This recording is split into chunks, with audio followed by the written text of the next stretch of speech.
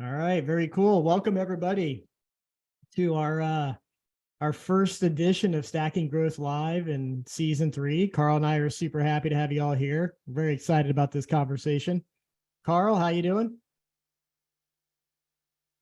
I'd be doing better if I could get my mouse over to the unmute button a little bit faster, but I'm doing good. It's just creative. I'm out of my depth here, so I'm excited to have Triana here to actually provide some subject matter expertise, and Yeah. excited to hear what she has to say. And I love a good company teardown. There's nothing like looking at somebody else's work and criticizing it. Thankfully, Triana has made it back to the sales, different sales content on the Refine Labs team. So maybe that's next week. Triana, how are you? How you doing? I- I'm doing great. I'm excited to talk about this and show people how to elevate their B2B creative and creative in general. So this is exciting. Yeah, to Carl's point, for all of you, like Carl and I we're amateurs at this. We do this all the time. Like a company will come inbound. And so the process that Triana is going to go through today is a lot like what Carl and I do when we research a company, but we don't know what we're talking about. And so you do. So this will be very beneficial for at least Carl and myself, and hopefully everybody else. So a few housekeeping things for all of you. Super informal. We're going to go through some slides that Triana's put together. We're going to cover the teardown on this company called Recurly, and we'll get into who they are and what they do. If you have questions or comments, just feel free to throw them into the chat, and Carl or I will field those questions for Triana the best we can. And if you want to come off mute and chat with us, you're welcome to do that as well. So looking forward to any and all engagement as we go through this. The process we'll go through, as I said, we'll introduce this company. We'll have Triana go through this, and we're going to break down a variety of different programs. We're going to look at their website. We're going to look at their email strategy. We're going to look at some ads and kind of just give the pros and cons, things that we really like about it, that we find that they're doing well. And we're going to identify areas that we think they could improve. And this isn't necessarily while we're critiquing a company, this isn't about the company. It's about what we can learn as as a group about what they're doing to apply to our own business. So we all kind of want to be selfish here and say, what are the things that we can learn from this conversation that we can go back to our daily work and apply to make what we do as an organization better. So that's really the objective here. So keep that in mind as we go through this. All right. Anything I forgot, Carl? Anything you want to add? You nailed it, Cassidy. Per usual. Excited to get going. I like that. I like that per usual. I appreciate that. Triana, anything I missed? Nope, you covered it well. We're ready to jump right into it. All right. Why don't I turn the floor over to you, and you can lead us on the way. Cool. All right. Well, everyone, again, my name is Triana. I'm the VP of Creative at Refine Labs. I've been in this industry for over a decade now, which is crazy to say. And I've touched all aspects of creative, from designing the inside and outside of gyms and airports to motion design and video editing. So I'm excited to talk about how we can elevate all of these things. And I'm fortunate enough to have been able to tackle all of these things as a creative. So let's get into it. So the first thing that I want to go over is Recurly. What are they? What do they do? And basically, they are a subscription billing management SaaS platform that works with thousands of brands. Some of them are Sling TV, Asana, BarkBox, Cinemark, Twitch, and they have about over $39 million in funding. They're in the financial services industry. They're about 13 years old, and then they have over 1.8 million visitors monthly in their website. And I want everyone to remember that when we start going through this creative, that's going to be important. And then lastly, as Cassidy said, we're going to go through their email designs, their web, and their social. So we're going to start with the web first. So let's zoom out for a minute and actually go to their website. And give me a second to enter full screen. Yeah, while you're pulling that up, Triana, I was just saying, Carl, when we look at this, I would say it's a pretty impressive company, given the fact that they've only raised $39 million, been around 13 Yeah. years, have this type of traffic, these types of customers. So this will be interesting. It'll be intriguing to go through this in terms of, I would say they've made a lot of progress with not a lot of funding. Was kind of one of my takeaways. Yeah, especially compared to some of their competitors, which is the detail that I wanted to add. There are many. I mean, this is a very crowded and polluted space that they're in, which I think makes, you know, the topic at hand today even more relevant. Like, how do you stand out? It's bad enough. Most segments are super crowded anyways, but I mean, this one is subscription and billing. I mean, there's hundreds, thousands of different companies that do this stuff. So. Yeah. And so let's talk about the ways that they're standing out, right? I think that they've put a lot of effort into this website because they have so many visitors. And so one of the things that I really liked is their illustration style that you can see right here in the background. So this style is very unique. I haven't seen this a lot. And so if I were to see this on, let's say, a paid ad or their email, I would naturally think, oh, I think this is Recurly because it's so unique. So they're doing a great job of standing out in that way. I also like their headline as soon as you get on the screen where it says, keep a good thing growing. And obviously they like it too because they trademarked it. And we're going to see that a lot in their website. And then another thing that I absolutely love is that when they show their product, they're actually highlighting the value that it brings. So it's not just a screenshot of their platform and they're hoping that you can dig into it and see, well, what part of this is going to bring me value? They actually pull that out with the churn rate highlight and the A/B plan test highlight. So you know exactly what is going to bring value to you. I also really like the interactivity inside of this. So when you highlight book my demo or start now, it's moving and engaging with you. So all of these were really nice things.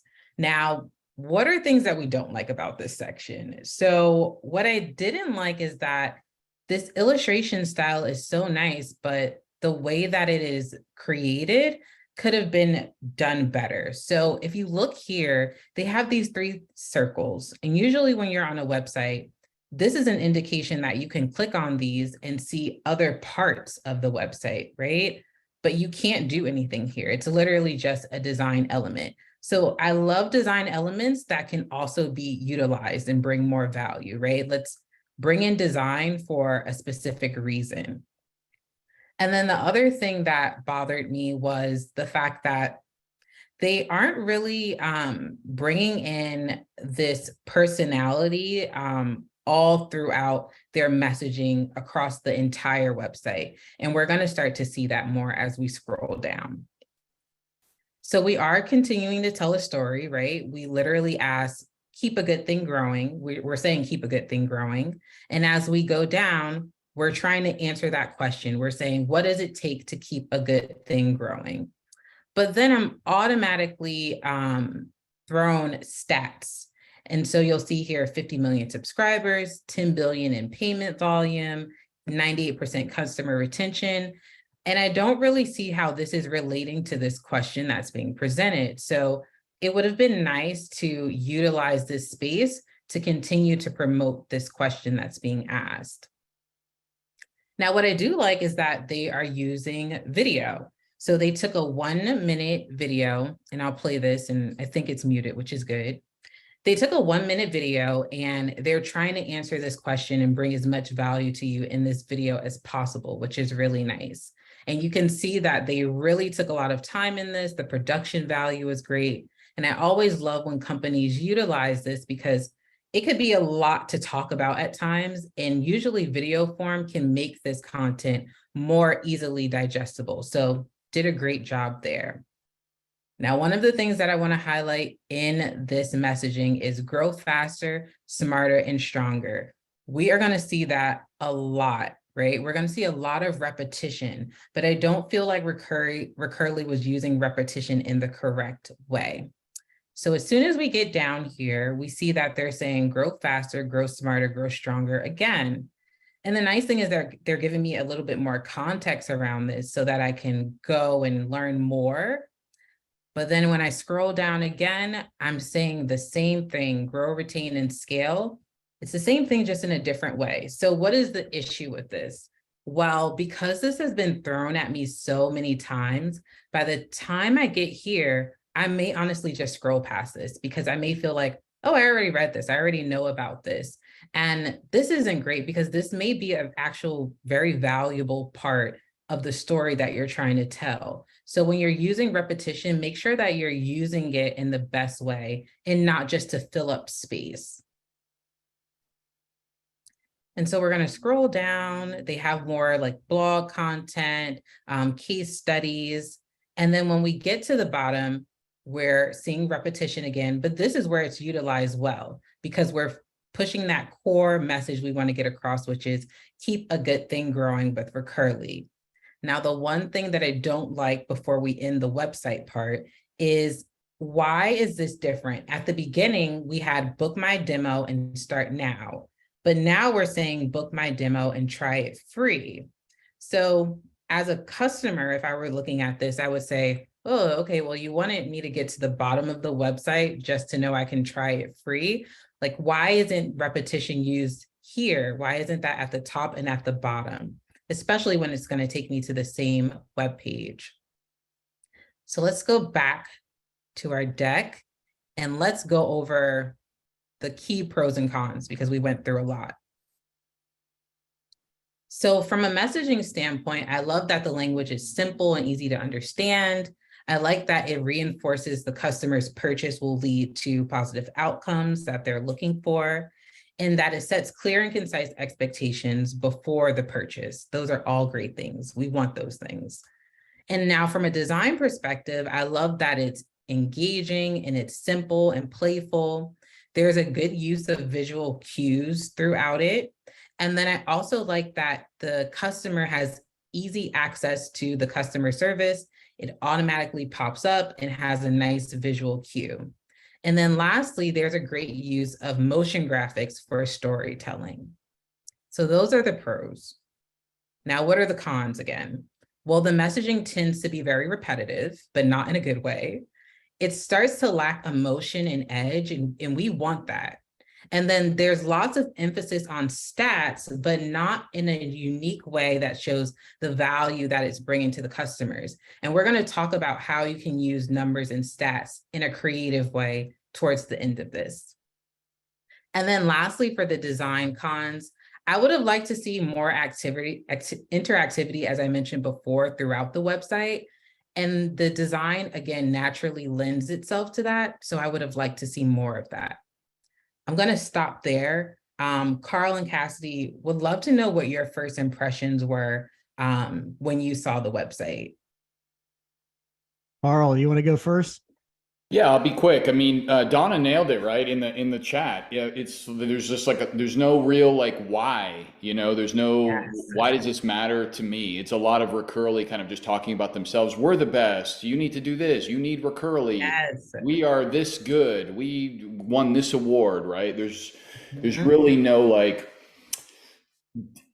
the language that I might use if I was like their target ICP, right? And the pains that I'm having kind of articulate. When I go to a homepage, one, I want to like understand what you do very clearly. And two, do you resonate with me? Do you speak my language? Do you understand my world?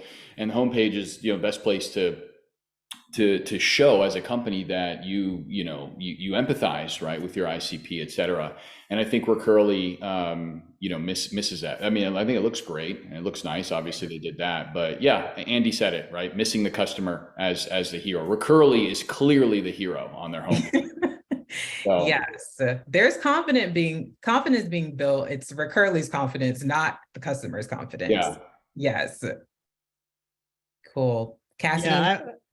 I would add, 1.8 million people come to this website a month. I think, so maybe what's been echoed here, very important to be able to communicate clearly what you do and who you do it for. I don't see a lot of who you do it for. I kind of got to guess. Is it for me? Is it for my developer, for my product manager, et cetera? That would be one. Two is, I like the consistency of the tagline to the pillar content. The pillars are like the faster, smarter, stronger. My sense, though, is my bet is those pillars are not used anywhere else in the company. And so one of the things I try to stress quite a bit when you're building kind of these types of pillars is it needs to be actually authentic to the value of your product. And a good test for this is, would your sales team say this on a call? Would your CEO say this in a meeting? And my guess is it's not how they actually describe their value when they're talking face-to-face with somebody. And in fact, if you go read a lot of the reviews, the one thing that popped out really easily, like really quickly to me, is ease of use. First thing everybody said who loved the product, super easy to use, super easy to get up and going, et cetera, et cetera. And one could associate that to faster in their description, but it's not obvious. Nope. And so, the problem here is easy doesn't tie well into this unless maybe it's grow easily. But so I think there's kind of like they over marketed this, I think, on the copy, and then probably under marketed to a lot of the points here of like, you still don't really understand kind of who's it for and what the value is and why they're unique versus the hundreds of other solutions in this space. I do think it looks really nice. I mean, it's a nice looking site. They got things in the right spot. They use video, they have testimonials, social proof, et cetera. So at first glance, it's a really kind of designed well, beautiful site, but just the copy is lacking. Well, you definitely hit the nail on the head, Cassidy, with them not using that terminology throughout. And I wonder if you're going to feel the same way when you see the emails. I would add a couple other things just so you guys know. This isn't a creative angle, but it's something that we all brought up, and that is the try for free, start now. If you dig a little bit deeper, what it looks like is they've gone in 2023 to a free motion, and before they had a trial motion. And they haven't really ironed this out in their CTAs or on the form. And so I think as a marketer, it's important that we get that right and it's consistent, because this is probably a big move for them to go from try the product for a limited amount of time before you buy it to I have a freemium offer. And the way they've executed that is confusing if you try to follow the conversion path of those buttons through the form. So another thing to kind of just keep in mind, since we did bring it up, and 1 million people come to the site, or almost 2 million people. You don't want to be confusing them. One quick thing there to add to that, Cassidy, before we move on to email is this is a pet peeve of mine. We don't have a study to show if this matters, but it's just like annoys the hell out of me. It matters to Carl. That's all that matters, right, Carl? And I see this a lot. If you go to their, if you go click like request a demo or get a demo or whatever their CTA is, and then you go to the lander and the form, at the top of the form it says schedule a demo, and then the CTA says request a demo. Oh my God, that drives me nuts. Like, which one is it? Am I going to schedule it? Am I going to request it and then wait for somebody to reach out to me? And you see that like constantly. So anyways, it's just that inconsistency. Again, 1.8 million people, like every little detail matters here, especially when you have 1 million competitors and ChargeBee's website looks almost identical to yours. All this stuff matters. So, okay. Anyways, off my high horse. No, those are good points, Carl. And it's their first impression, right? So like you said, every little detail matters. So let's go into the email now. Now, when we get to the email, it seems like everyone just gave up at this point. It is not the same experience as the website. I mean, when I first looked at this at first glance, it feels like it was written by a totally different person. It feels like it was designed by a totally different person. And it feels like after I've made my purchase, I'm no longer valued, even just looking at this from a design perspective, which doesn't feel great as a customer, right? And so I decided to choose a couple of different emails that you would get on your journey with Recurly. So starting with the welcome email, then going into a holiday style email, and then getting an email that talks about their product enhancements or new UI features. And then the one you see here all the way to the right-hand side is the same email as the one directly next to it, but I wanted to show how long this email is. I mean, I'm being thrown so much information and it's impossible to digest all of this at one time. So those were key things that I wanted to highlight, and we're going to dig deeper into some of these emails to talk about them even more. But let's go over the key pros. Well, there's not a lot at this point for the email, but what I did notice is that they're trying to bring value to the customer with the messaging, right? Like maybe it's a lot of messaging because they want to bring as much content and value to them as possible, but they're just not doing it in the right way. And then what are some of the design pros? Well, the color palette is consistent. That's great, right? So we may know that this is Recurly from that. And then they are using iconography and photography to make the content digestible. But again, that's still not being used in the correct way because it still feels overwhelming. So what are the cons? Well, the core story is being lost, right? As Cassie mentioned, seeing grow faster, stronger, all of that terminology, we're no longer seeing that anymore. We're also not even seeing the trademarked headline that they seem to love so much. The welcome email literally just says welcome, right? And then it's lacking personality in the messaging as well. Like what happened to that? We at least saw some of that in the website. And then for the design cons, well, the email doesn't look cohesive with the website. And we want to make sure no matter what we're developing for whatever program, everything should feel consistent. You want the person to have that wow factor no matter where they are in their journey with you as a brand. And then the amount of information, as I said before, it looks overwhelming because of the poor layout structure. And then it lacks the fun and inviting feel that we experienced again when we first went onto the website.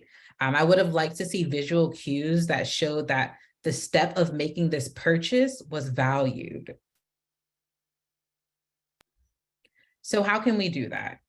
Well, one, for the welcome email, in the headline, we should again, bring value. We should bring confidence, and the tone should feel consistent. I want to be confident that the decision I just made to purchase this was the right decision. And that can easily be put into this headline instead of just saying welcome.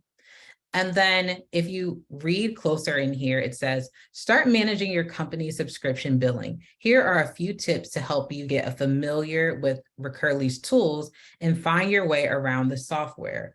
Well, great, that sounds amazing. But however, when I dig deeper, I see that I'm not actually getting tips. I'm just getting icons that tell me about the features that are actually inside of the platform. So what are some questions that Recurly can be asking themselves right now? Well, one, they can ask themselves, would an animated video tutorial have brought more value in this situation? Are these really providing tips, or are we just highlighting software features? And then the last email that I really wanted to go over was the one that was highlighting the new experience you would get from a UI perspective and the product enhancements.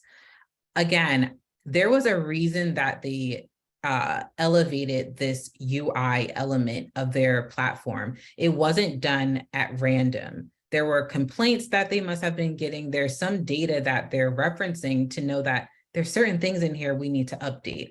I would have loved to see more of that in their headline as well, to give me a cue that, oh, you heard me, you heard my wants, and you're doing something about it, instead of enjoy a new experience with our new UI. I have no idea if this is addressing any of the concerns that I've had as a user. So that's something that I really wanted to highlight here. And again, I feel like they dropped the ball with this experience that you're having in this email. Yeah, Triana, it feels like if you go back one slide to the email, Yeah. I mean, it would have been so much more engaging if they said, again, it's like Recurly is the hero, and a lot, even in their copy, like subconsciously, right? Instead of enjoy a new experience with our new UI, like look how awesome we are, it could have said something like, you asked, we listened, you know, or something like that. That's a little bit more engaging. Anyways, that's a comment. I have a question for you. The way you're talking about design, Triana, is like, it's strategic, right? You're not just Yes. talking about like, oh, these are pretty colors, like you should use kind of some of the same tonality. Or what you're talking about is a few levels deeper. You're talking about design as a way to, again, not just colors and iconography and fonts, et cetera, but a design that elevates the experience that a person has with a brand, even how they consume information. You're talking about, hey, should this be animated or a video versus, static copy, et cetera. I feel like, I don't want to speak out of turn here, but I don't know that a lot of this, maybe I'm wrong, and correct me if I'm wrong, but how does, if I'm a designer and I've got these ideas, but my company kind of like deprioritizes design or maybe commoditizes it, right? You're just kind of a producer of, creative as opposed to like a strategic leader and thinker. How would you encourage a designer, design team to, kind of elevate their voice and have more of a strategic seat at the table? Because everything that you're saying is amazing, and a lot of it really is, again, it's strategic. Well, thank you, Carl. Well, one of the things that I always say to our creative team is you have to learn how to speak everyone's language, right? Like you may just want to talk about colors. You may just want to talk about the messaging tone, right? But that may not resonate with everyone. Everyone has a different objective in the room. So you have to learn how to bring up things in a way where the creative decisions that you want to make feel like they're valuable, right? And not just being done to be done. So for example, we use data, right? So if we are making paid social ads and we've seen that using the color red overall is having a negative impact on the customers, right? We can pull the data and say, hey, CEO, I know that you love using red on all of these different ads, but look at the negative effect it's having through the data. And that may be the thing that pushes them on the edge. So use different tools in your conversations and not just the language that you know, which may be the design language. Super helpful. Yeah, there's a few things I would take away from this. One is, to be a little bit empathetic, we've all done this as marketers. Like we've all, this just hits me in the face of like the bad emails I've sent or my team has sent and not really thinking through the kind of brand and the messaging from, your website throughout. So I had the same reaction as both Triana and Carl, but I'm also like, man, I feel like I made this mistake a lot. But anyway, I digress. I think the thing that this is lacking is like when I'm on the website, I feel a certain way about the brand in terms of like it's simple. We know easy is a key piece of their storyline, even though they say fast, they have these pillars. And then I come to the email and it's like the opposite of that. It's complex. It doesn't feel smart. In terms of Triana, what you mentioned is not kind of data forward. Like strong is this pillar. I don't really get the sense here. So it feels like kind of the brand kind of image that they're going for, the tone of voice they're going for, the way they've kind of trying to convey who they are and kind of the value they bring, like got lost in this channel or this medium or program. And I think that's something they obviously would want to go back and reassess and just put a little bit more time and effort into that. Be thinking like brand's the culmination of every single touch point. Yes. And that includes email. And I think it's just not losing sight of that. Obviously they put a lot of effort and money into the website. It looks like they put less thought and effort into the email strategy. Completely agree. And I've learned that usually when you get to the email, that's when everyone's the most frustrated and they're trying to get as much content in there as possible.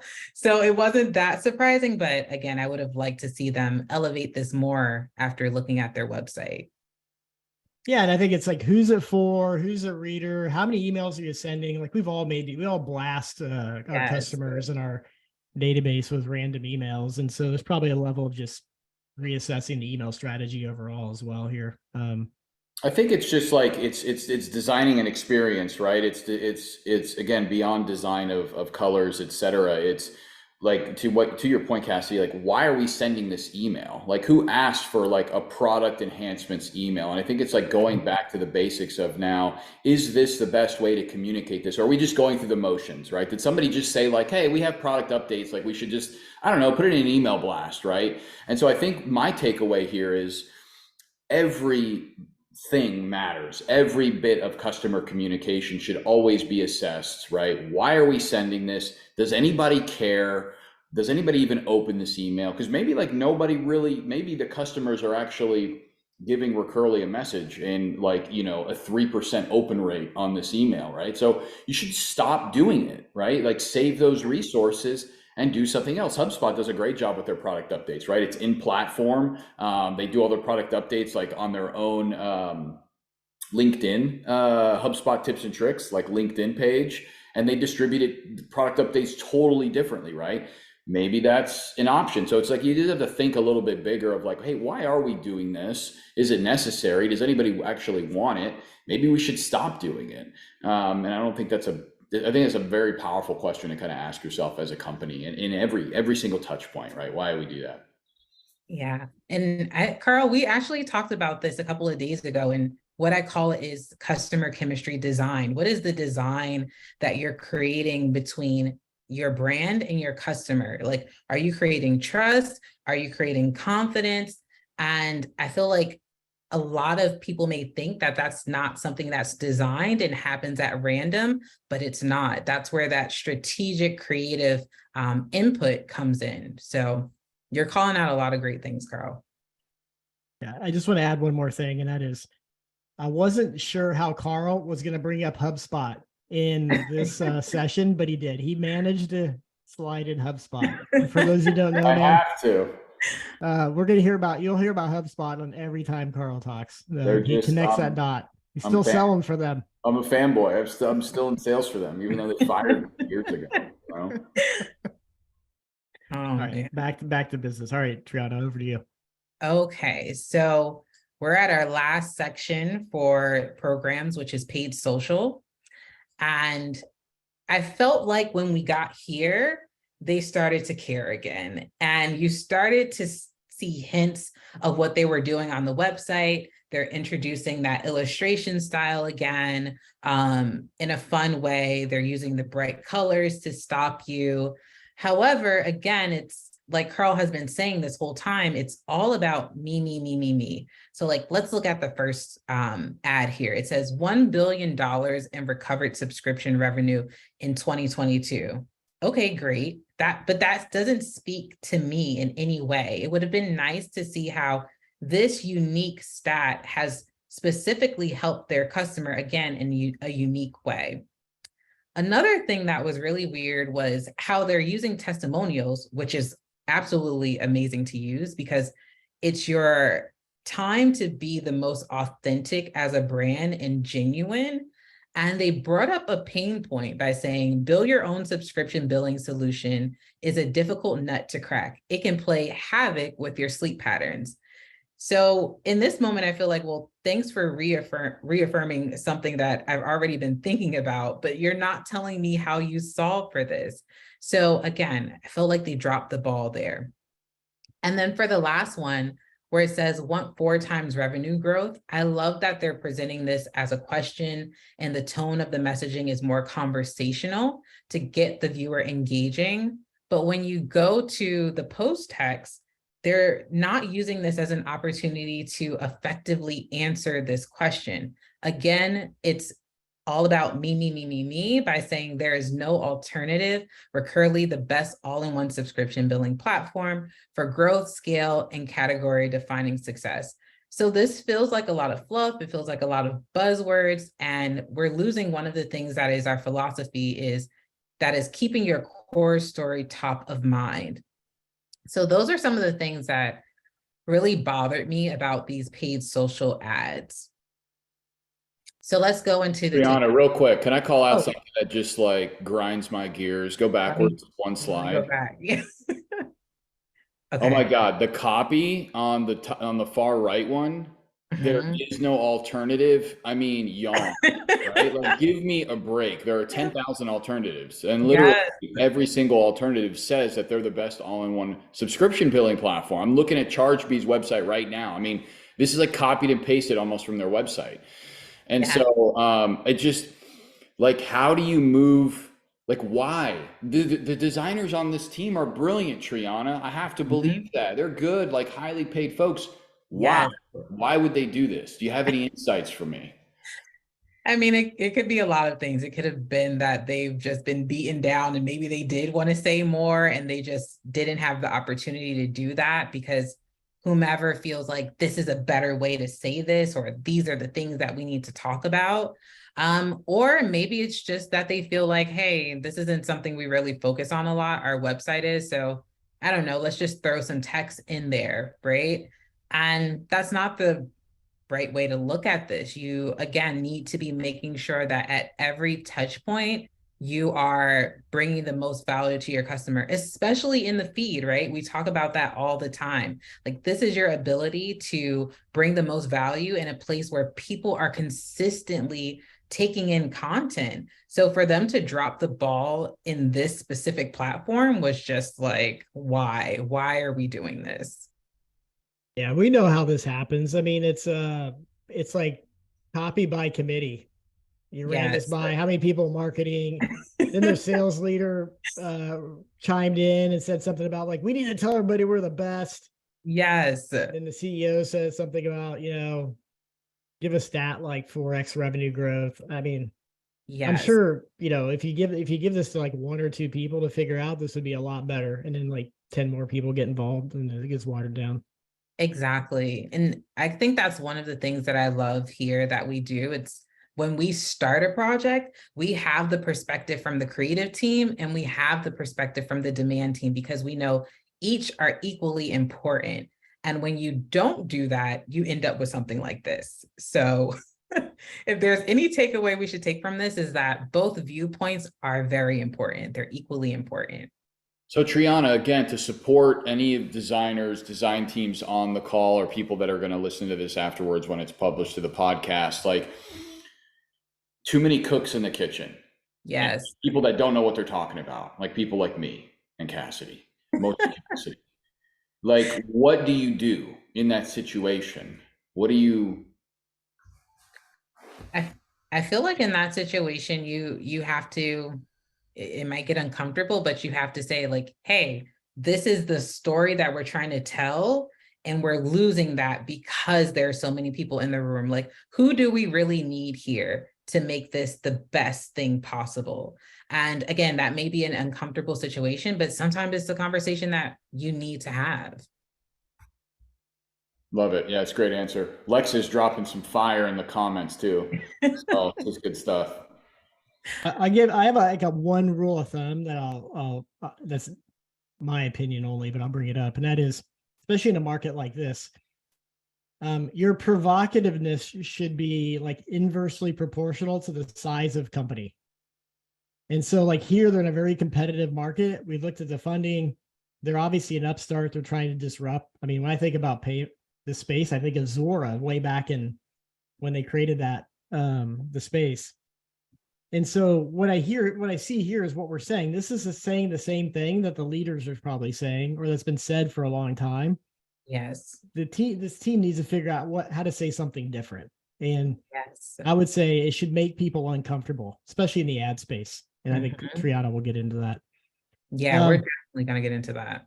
And then the other thing I've noticed, like looking through some of their other ads on LinkedIn, this kind of whatever you call the copy at the top, not on the ad.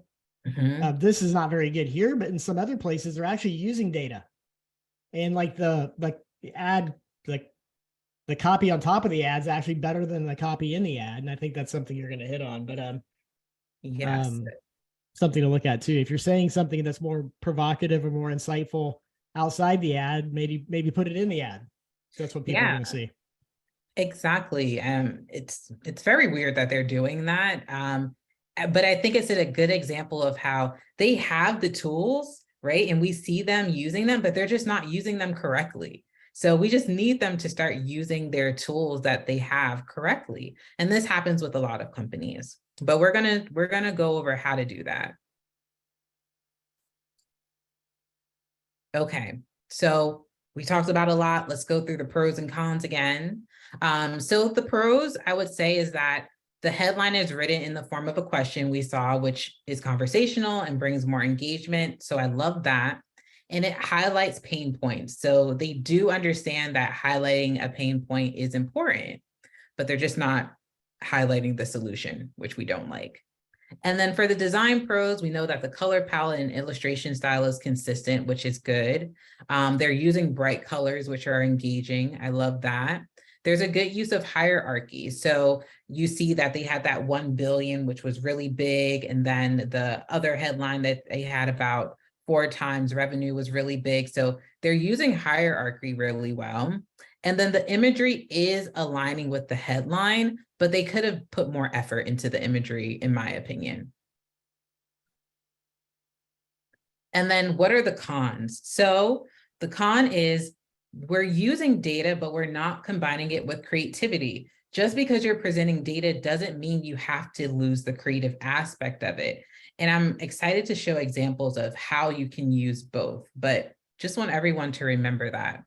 And then it doesn't include how Recurly solves for the pain points, as I mentioned before. So they should be asking themselves, now that the problem has been addressed, what value does Recurly bring in this situation? And then for the design cons, the illustration and imagery, as I mentioned before, could be used to tell a better story. It feels very safe, which makes it feel bland. And I feel like they could have put more effort into that because we saw that they go all out with design in their illustrations. So I know it's in them to do that. So I'll stop there before we go into how to elevate. Any questions in the chat that have popped up that we can answer before we go in, Cassidy or Carl? Nope, I think we're addressing them in line, and a lot of great comments. So yeah, nothing that I see here. If anyone has questions, please drop them and we'll address them. So keep going, Triana, you're killing it. Perfect. All right, so let's get into how to elevate now that we've seen, talked about all of the cons. So I pulled a couple of ads that our amazing creative team has done that focuses on revenue. And so the one that I probably love the most in this one is the one that says drip, drip, drip.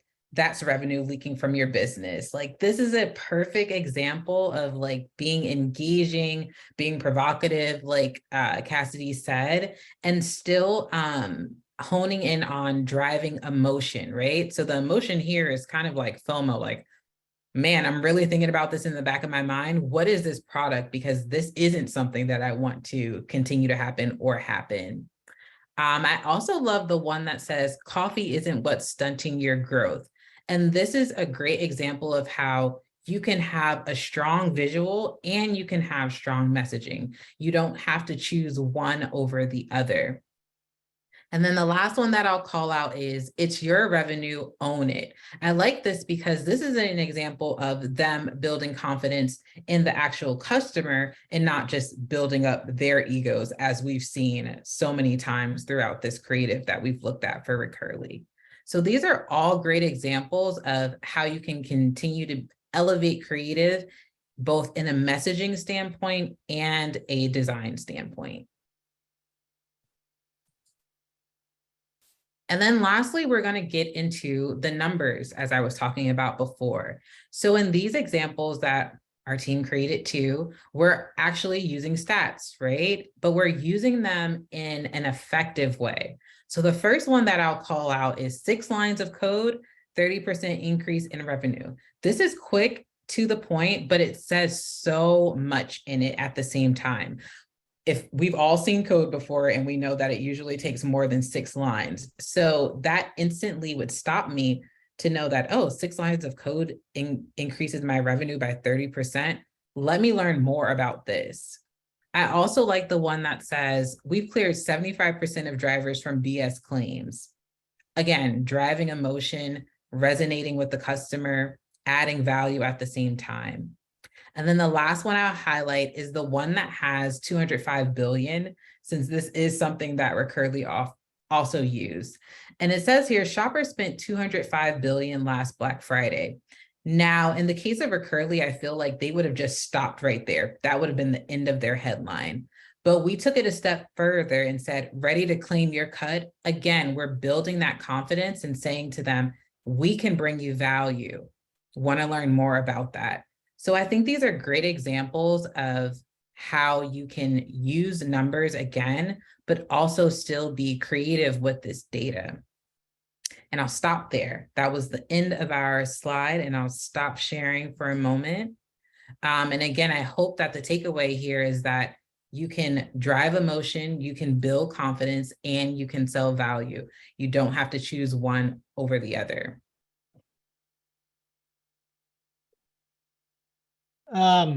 There's one thing that was going through my mind, and I'll let Carl handle the question. And that is, and this is actually something Carl says quite a bit, so I'm going to give him some credit, which I usually don't give him a lot of credit. What we all want from people and brands that we engage with is to learn something. So something that's not obvious.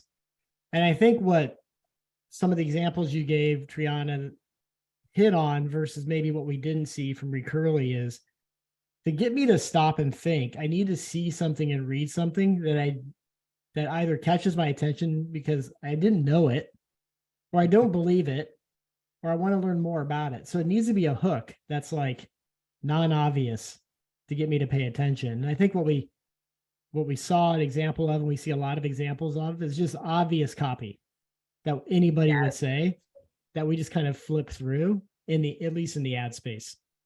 Yeah. So I appreciate those examples. Carl, why don't you handle any of the Q&A from the chat?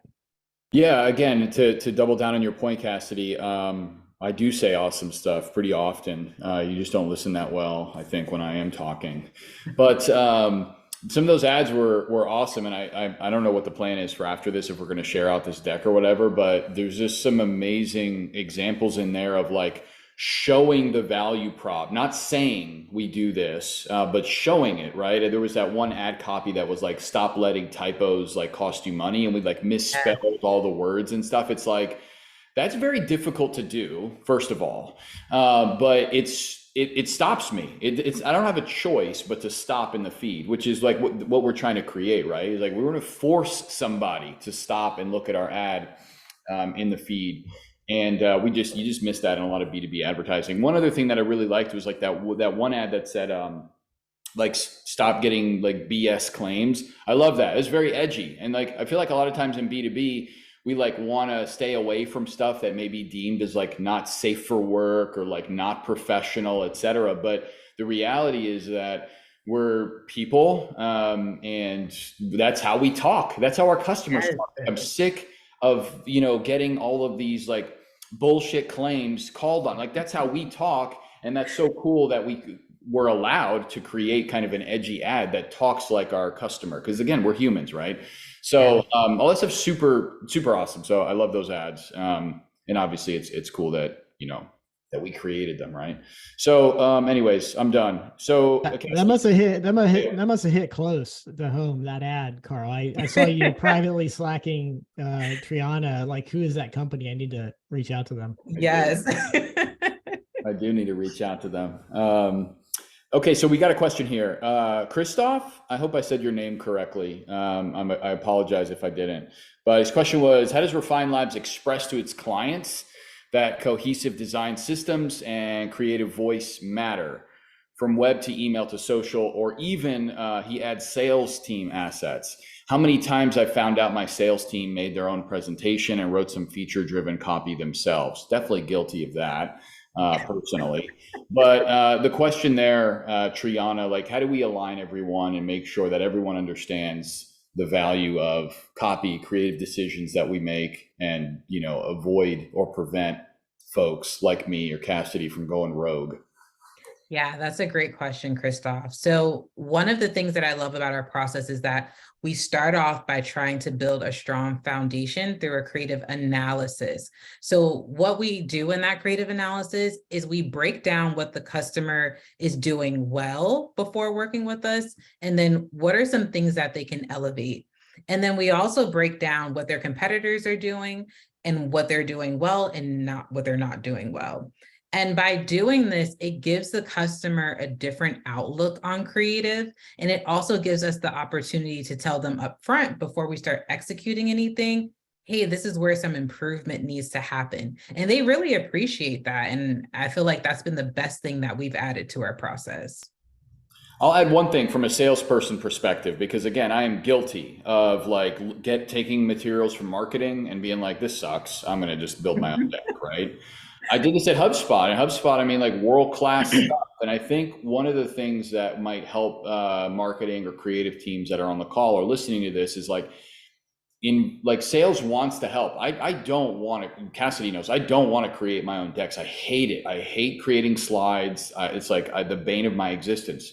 But I feel like I have to, because sometimes the conversations that I'm having, like it doesn't feel like marketing didn't talk to me about what I needed, right? I wasn't really included. This deck, or I'm just using deck as an example, right? It was kind of like pushed onto me. It was forced onto me. And while it looks really nice and there's a couple relevant slides, it's not exactly like what I need in the context of this conversation.